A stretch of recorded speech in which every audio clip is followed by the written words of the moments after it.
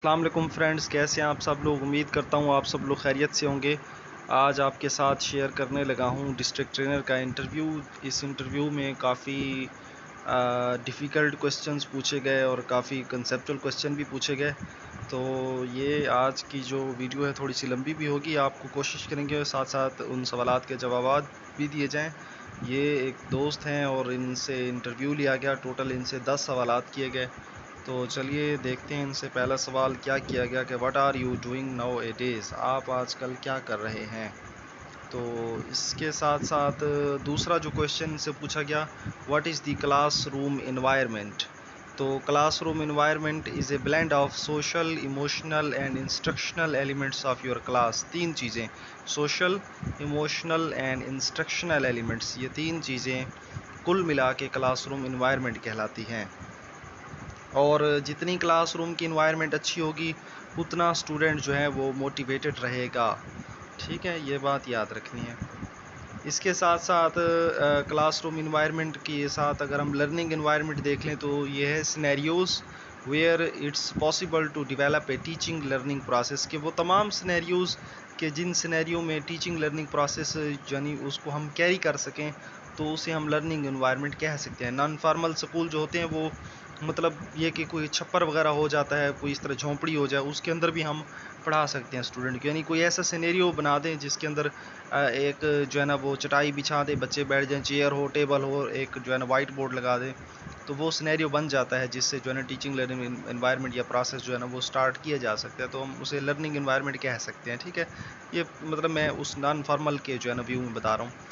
और जो हमारे पास नेक्स्ट इसके तीन एलिमेंट्स होते हैं लर्निंग एनवायरनमेंट के। लर्निंग एनवायरनमेंट को इसलिए मैं डिटेल से बता रहा हूँ क्योंकि एक नया टॉपिक है, तो इसमें तीन चीज़ों का होना ज़रूरी है। लर्निंग एनवायरनमेंट बनाने के लिए तीन चीज़ों का होना ज़रूरी है। पहला, रिसोर्सेज और टीचिंग मटेरियल। टीचिंग मटेरियल में वाइट बोर्ड, चेयर, टेबल और जो दूसरी चीज़ें मैंने पहले बताई हैं। दूसरा नंबर पे हमारे पास management of student teacher interaction, के स्टूडेंट टीचर इंटरेक्शन की मैनेजमेंट भी ज़रूरी है। यानी बच्चे समझें कि ये जो बैठा है ये हमारा टीचर है और टीचर भी अगलों को स्टूडेंट समझे और उनके आपस में इंटरेक्शन हो, टीचर स्टूडेंट वाली इंटरेक्शन हो। और तीसरे नंबर पे मैनेजमेंट ऑफ टीचिंग टाइम, और उसके लिए टाइम भी फिक्स हो कि सुबह 8 से 12:30 बजे तक क्लास हुआ करेगी, उसमें ये सब्जेक्ट। तो ये तीन चीज़ें जब होंगी तो फिर जो है ना हम कहेंगे कि अब जो है ना जो माहौल है इसी को हम लर्निंग एनवायरनमेंट या टीचिंग एनवायरनमेंट कहेंगे। अगर टीचिंग एनवायरनमेंट के करेक्टरिस्टिक्स को अगर हम स्टेप वाइज देखें तो इसके चार बेसिक करेक्टरिस्टिक्स हैं। पहला, नॉलेज, के जो आइडियल लर्निंग एनवायरनमेंट्स होती हैं उनके अंदर जो नॉलेज होता है वो हम ट्रांसमिट जो है ना वो इजीली कर सकते हैं, तो उसी को ही हम आइडियल लर्निंग एनवायरनमेंट कहते हैं। यानी वो ऐसी कोई इन्वायरमेंट जिसके अंदर हम जो नॉलेज है या इन्फॉर्मेशन है उसको स्टूडेंट्स में ट्रांसफ़र कर सकें, तो वो आइडियल जो है ना लर्निंग एनवायरनमेंट कहलाएगी। और मटेरियल, जो एनवायरनमेंट है क्लासरूम की उसके लिए मटेरियल का होना ज़रूरी है। उस मटेरियल के अंदर क्या क्या हो सकता है, एक्टिविटीज़, रीडिंग्स, एक्सरसाइजेज, एग्ज़ाम्स वगैरह, और इस तरह virtual classes, face to face classes, यानी ये वो सारी चीज़ें, ये जो सारा स्टफ़ है ये दरअसल मटेरियल में काउंट होता है। ऑर्गेनाइजेशन ऑफ द स्पेस, के सिर्फ ये नहीं कि क्लास के अंदर मटेरियल मौजूद हो और इन्वायरमेंट हो, उस सारे को ऑर्गेनाइज्ड वे में लेके चलना ये भी इन्वायरमेंट को सेट करता है। तो organisation of the space is good, the learning will be, यानी जितनी ऑर्गेनाइजेशन स्पेस जो है उसकी ऑर्गेनाइजेशन अच्छी होगी उतना जो है ना लर्निंग भी ज़्यादा बेहतर होगी।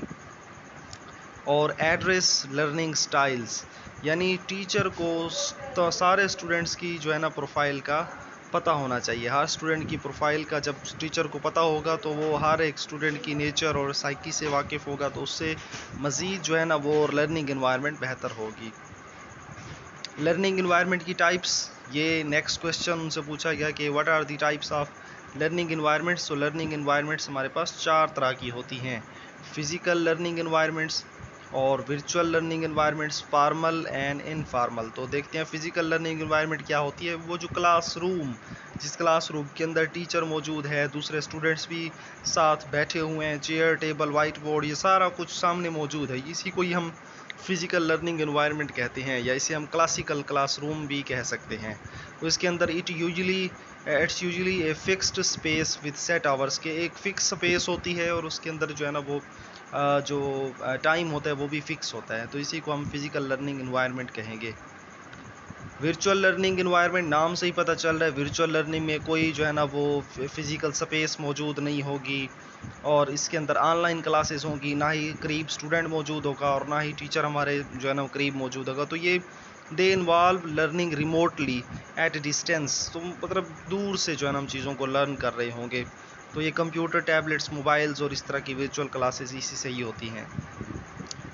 फार्मल लर्निंग एनवायरनमेंट को याद रखिएगा। फार्मल लर्निंग एनवायरनमेंट के अंदर बाकायदा हुकूमत की मिनिस्ट्रीज़ होती हैं, वहीं जो है ना वो फार्मल इंस्टीट्यूशंस होते हैं। उन इंस्टीट्यूशन के अंदर बाकायदा करिकुलम होते हैं। उन करिकुलम के जो ऑब्जेक्टिव्स होते हैं वो मुल्क के कॉन्स्टिट्यूशन या मुल्क का जो नज़रिया होता है उससे जो है ना वो मिला के बनाए जाते हैं। तो मतलब वो सारे फैक्टर्स कुल मिला के गवर्नमेंट जो है ना इन चीज़ों को खुद मॉनिटर कर रही होती है, लीड कर रही होती है।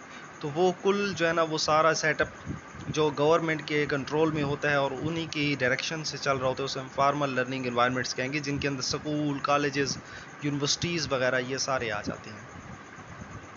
इनफार्मल लर्निंग एनवायरनमेंट्स, ये भी एक लर्निंग एनवायरनमेंट है, यानी क्लासरूम एनवायरनमेंट आप इसे कह लें। तो इनफार्मल के अंदर क्या होगा कि यानी स्कूल के अलावा जो भी हमारा माहौल है, हमारा इलाका, कम्युनिटी जहाँ से हम चीज़ें सीखते हैं, वो इनफार्मल लर्निंग एनवायरनमेंट कहलाती है। अच्छा, इसके साथ साथ हमारे पास नेक्स्ट उनसे क्वेश्चन किया गया, what is the difference between SLO and objectives. तो याद रखिएगा SLO है स्टूडेंट लर्निंग आउटकम्स। तो हम ये देखेंगे ऑब्जेक्टिव्स और आउटकम्स में क्या फ़र्क है। ऑब्जेक्टिव्स और आउटकम में जो पहला डिफरेंस है वो ये कि objectives are intended results are consequences of instruction, curricula, programmes और एक्टिविटीज़, यानी एक सीरीज़ होती है एक्टिविटीज़ की, और उन सीरीज़ को हमने क्या करना होता है, अचीव करने के लिए ऑब्जेक्टिव्स भी हमारा मकसद जो है वो इस टारगेट को अचीव करना है, तो ये हमारा बन जाएगा ऑब्जेक्टिव। आउटकम क्या होगा, आउटकम और अचीव्ड रिज़ल्ट, फिर जो उस ऑब्जेक्टिव को लेके हमने काम किया, उस काम के बाद जो हमें आउटकम मिला यानी नतीजा मिला, रिज़ल्ट मिला, उसे हम कहेंगे आउटकम्स। व्हाट वाज लर्नड, यानी जो कुछ हम सीख लेंगे वो हमारा आउटकम कहलाएगा। तो ऑब्जेक्टिव शुरुआत होती है, आउटकम उसका इख्तिताम होता है। नेक्स्ट अगर हम डिफरेंस देखें, objectives are focused on performance that all students are expected to demonstrate at the end of instruction, for example the normal distribution of grades. तो यानी ऑब्जेक्टिव्स क्या होते हैं कि भी ये इसमें हम बाकायदा एक पहले से ऑब्जेक्टिव्स में हम यूँ कह सकते हैं भी स्टूडेंट्स की परफॉर्मेंस जो है ना वो एक्सपेक्टेड हम करते हैं भी इस तरह जो है ना परफॉर्मेंस रहेगी स्टूडेंट की। आउटकम्स क्या होंगे, outcomes of single student centred and describe what it is that the student should learn. इस आउटकम में क्या होगा कि हम देखें कितना जो है ना उसने परफॉर्म किया, कितना वो लर्न कर गया। इसी तरह जो ऑब्जेक्टिव्स हैं वो की elements that must be taught every time the course is delivered, के जब भी कोर्स हम जो है ना उसको डिलीवर करेंगे तो ऑब्जेक्टिव्स हर बार जो है ना वो बाकायदा ये भी साथ साथ बताए जाएंगे। लेकिन जो आउटकम्स हैं वो outcomes are measurable statements that specify what learners will know or be able to do as a result of successfully completing a course, कि जब एक कोर्स मुकम्मल हो जाता है उसके बाद स्टूडेंट ने क्या जो है ना लर्न कर लिया या वो क्या लर्न कर लेगा, तो ये आउटकम्स कहलाएंगे। ठीक है, और नेक्स्ट इसका डिफरेंस है, ये भी आप देख लें।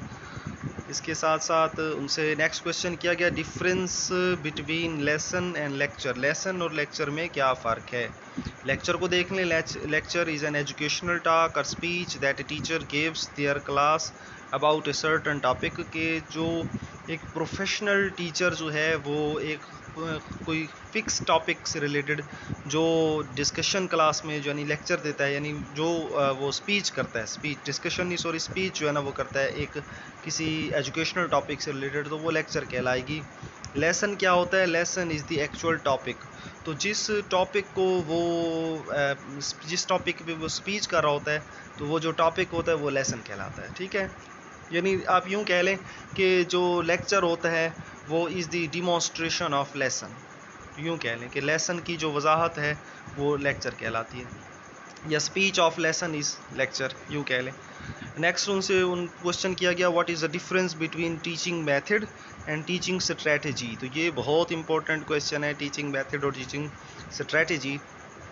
तो ये इसकी अगर डेफिनेशन देखें टीचिंग मेथड की क्या है, तो teaching method refers to the approach used in the presentation and delivery of lesson, के एक लेसन को डिलीवर करने के लिए वो सारी स्ट्रेटजीज़ या वो अप्रोचेस जो टीचर जो है ना जिनको फॉलो करता है ताकि स्टूडेंट्स को वो लेसन लर्न करा सके, वो टीचिंग मेथड कहलाएगा। स्ट्रेटजी क्या होती है? Teaching strategies refer to the methods use to achieve the objectives and goals of the lesson, के उस लेसन के जो ऑब्जेक्टिव्स और लेसन्स के जो गोल होते हैं जो कि स्टार्ट ऑफ द लेसन में लिखे होते हैं, उनको अचीव करने के लिए जो मेथड्स टीचर इस्तेमाल करेगा वो टीचर स्ट्रेटजीज कहलाएंगे। ठीक है, यानी एक लेसन को डिलीवर करने के लिए जो टीचर अप्रोच इस्तेमाल करेगा वो टीचिंग मेथड कहलाएगा, और उस लेसन के जो ऑब्जेक्टिव्स हैं या गोल्स हैं उनको अचीव करने के लिए जो मेथड टीचर इस्तेमाल करे वो टीचिंग स्ट्रेटजी कहलाएगा। फोकस की बात करें तो टीचिंग मेथड में जो फोकस होता है, focus on the types of activities used in the process of teaching, तो इसमें एक्टिविटीज़ की टाइप्स पे ज़्यादा फोकस रहता है। और टीचिंग स्ट्रेटजीज़ के अंदर क्या होता है कि भी इसमें ये हम देखते हैं कि भी focus on the methods that are use to facilitate the learning of the students, इसमें स्टूडेंट की लर्निंग पे फोकस रहता है, भी स्टूडेंट को किस तरह जो है ना हमने लर्निंग करने में हेल्प करानी है। और लर्नर का स्टाइल हम देखें तो लर्नर का जो स्टाइल है वो टीचिंग मेथड में उसको कंसीडर नहीं किया जाता, जबकि स्ट्रेटजी के अंदर लर्नर के स्टाइल को कंसीडर किया जाता है। नेक्स्ट उनसे क्वेश्चन किया गया कि भी जब कोई एक लेसन मुकम्मल होता है तो उस लेसन के मुकम्मल होने के बाद हम जो असेसमेंट करेंगे वो किस तरह करेंगे, तो इस असेसमेंट को सम्मेटिव असेसमेंट कहते हैं। सम्मेटिव यानी सम, फिर आखिर में टोटल जो नहीं अब उसकी असेसमेंट हम करेंगे। The goal of summative assessment is to evaluate student learning at the end of the lesson, और ये कि भी उसमें हम यानी एक ये हाई स्टेक्स असेसमेंट हो जाती है। पहले तो हम फॉर्मेटिव ले रहे थे, छोटे छोटे जो है टेस्ट ले रहे थे, टॉपिक 1, टॉपिक 2, टॉपिक 3 के। अब वो टॉपिक्स जो थे वो एक लेसन के कंप्लीट हो गए। अब टोटल लेसन का जब हम उसकी असेसमेंट जब लेंगे तो वो हमारी सम्मेटिव असेसमेंट कहलाएगी। इसके बाद नेक्स्ट चूँकि ये डिस्ट्रिक्ट ट्रेनर का इंटरव्यू हो रहा था, उन्होंने कहा था कि what are the types of training, तो टीचर ट्रेनिंग, तो ट्रेनिंग की जो है ना वो 2 टाइप्स हैं, और एक और टाइप भी है, यानी 2 वैसे हैं, प्री सर्विस ट्रेनिंग और इन सर्विस ट्रेनिंग, और इसके अलावा एक और भी है इनफॉर्मल ट्रेनिंग।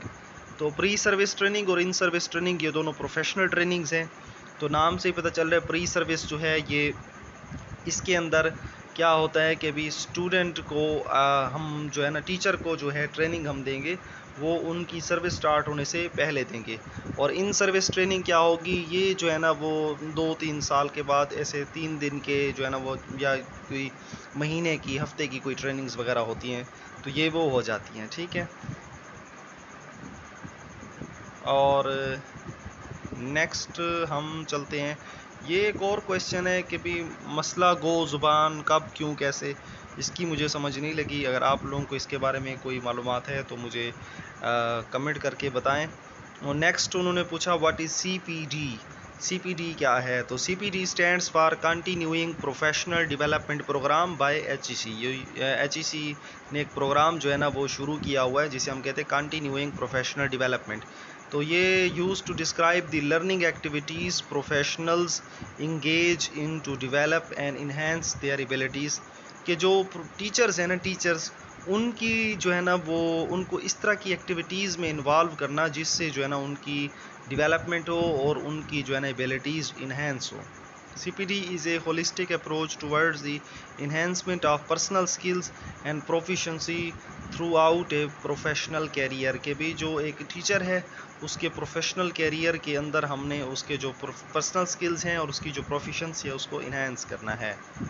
मज़ीद ये CPD से रिलेटेड और भी डिटेल हैं, इसकी आप इसको ख़ुद ही फिर रीड कर लें क्योंकि बात काफ़ी लंबी हो चली है। और आखिरी क्वेश्चन इनसे किया गया कि भी effect of teacher on learning. अच्छा, ये सारा उर्दू में चल रहा था, उर्दू में बता दूँ। उन्होंने कहा भी जो टीचर है वो लर्निंग को किस तरह मुतासिर करता है। तो teacher have a very significant life long impact on all of their student के टीचर का स्टूडेंट्स की ज़िंदगी पे एक बहुत ही गहरा असर होता है। और इसके साथ साथ जो टीचर है वो किसी भी स्टूडेंट की एकेडमिक स्किल्स और इसके अलावा उसकी जो सेल्फ़ इस्टीम है उसको बहुत ज़्यादा जो है ना टीचर मुतासिर करता है।